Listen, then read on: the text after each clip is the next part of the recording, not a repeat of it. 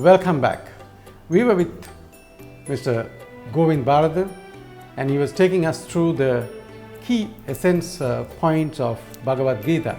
Mr. Bharathan, talking about Bhagavad Gita, we often see this beautiful painting, sometimes as a sculpture, sometimes as an ornament, of this charioteer with 5 horses, which is related to this so-called fight in Kurukshetra, where this discussion took place. What does this really mean? The chariot represents the human body. As I explained earlier, the chariot is not merely one vehicle, it is an entity in which the warrior goes for battle. But that's difficult to understand, so they made it into a picture which is easy to grasp. The chariot has 4 wheels. You have 2 hands and 2 legs. Okay. Now the chariot has to be driven, your body has to function in this earth. So you have the 5 senses, and these 5 senses are represented as the 5 horses. Okay. So you are driven by the senses. By the senses. Right. Your whole time, when you feel thirsty, you drink water. When you want to see something beautiful, please don't watch television. Watch the flowers in your garden, watch a sunrise and a sunset. When you want to taste good things, taste sattvic food. This is the way the 5 senses constantly drive you and you follow that.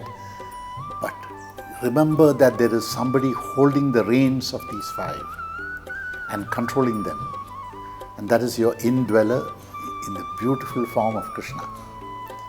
Now with all this perfection, with the Lord being your charioteer, you sometimes forget that you are equipped to face any challenge in life.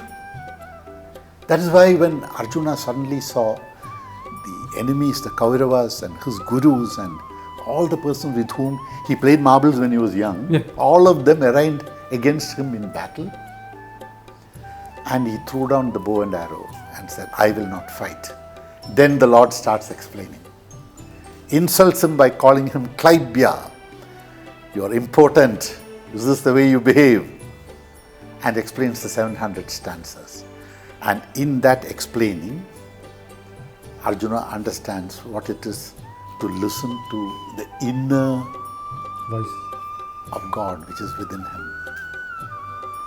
So the body, the chariot is the body, the 5 horses are the senses, the person sitting as the charioteer who controls the senses is the Lord, and your ego is Arjuna, armed with the world's most powerful, he's got the Gandiva in his hand, supposed to be the world's most powerful weapon, but he does not know how to use it.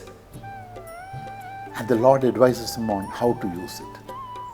And finally, when Arjuna understands what the truth is, among the last stanzas of the Bhagavad Gita, which I think is unique in Sanatana Dharma. No other religion, I think, with apologies if I'm corrected, no other religion has this concept.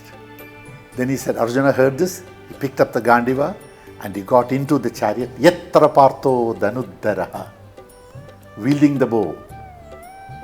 Yatra Yogeshwara Krishna, being the charioteer. Yogeshwara, the Ishvara of the yoga. Ishvara means the Lord. Ishvara means the Lord. Yeah. Don't take it in the form of Ishwar. Yeah, the meaning of the word. The Lord of yoga, being your charioteer, and you sitting armed with your bow, your capacity to act in this world. Yatra Partho Dhanuddaraha, Yoga Kshemam Vahamyam. Your success in this world, Yoga Kshemam, your success in this world is assured. That is the end of the Bhagavad Gita. This is at almost the 700th stanza. But then the Lord says the most amazing thing. I'd like to end with this, putting this thought into your mind. The Lord says, I have told you everything that I know. That means what the divine knows. I have told you everything that I know. Now go and do as you like. So the freedom is given. Freedom is given. Never tells him, if you don't do it according to this, nothing. The Lord says, I know everything and I've told you everything because of my love for you. But remember, you now have the right to go and do anything you like.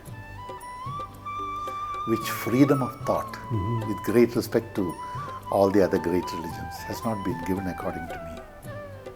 It is a blessing as well as a curse, because the Hindu feels that he can do whatever he likes and still be on the path to God realization. But that is why you have to listen to the Lord who's sitting. And what actually in the Bhagavad Gita, the essence is this. It always happens. When you come to a situation, the Lord tells you what to do. Without a doubt, if you have that inner hearing of the Lord's voice, immediately do it. Don't give it a second thought. The second thought is you. The first thought that rises in your mind, if you are in tune with the Lord, is His. Yoga Kshemam Vahamyaham. Thank you, Mr. Bharathan. We didn't feel the time fly. It was really refreshing. And I'm sure the viewers also experienced the same joy that I enjoyed. It begged more questions to ask, but we don't have the time. And maybe on your next visit, we will make it a point to get more time from you. Thank you for this wonderful opportunity, all of you.